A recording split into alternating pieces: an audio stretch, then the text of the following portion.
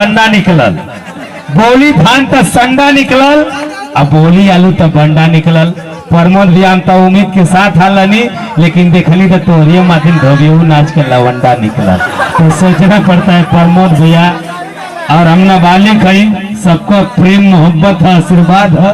अरविंद नरड़िया पावेला और पाके जाला, सबको सम्मान है।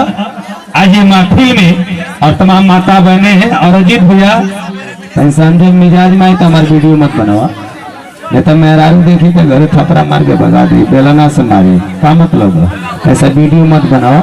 आज जब डायलॉग बोलो तो डायलॉग का वीडियो बना दिया, कोनो दिक्कत ना है। अच्छा, आई लव यू अंग्रेजी में कहा जाला कि आई लव यू, और हिंदी में कहा जाला कि मैं तुमसे प्यार करता हूँ। आप भोजपुरी में सब जानते कि हाली हाली कर नहीं तो क्यों देख ली। तो ऐसा काम ना हो, गलत आदमी, गंदा विचार, यही से तो जेल में चल गए आशा रहा। अरे आशा तो आशा था, बेटा भी परिभाषा था। तो आइए सर आप सभी के बीच में रोहन डीजे ऑर्केस्ट्रा ग्रुप के बैठने से इस ग्रुप के मालकिन को सूट सलवार का दुपट्टा बना दे। अगर भौजाई समझ के मुंह बैठे ना तब पीछे कोपचवा में ले जाके तो के लव चट्टा बना दे।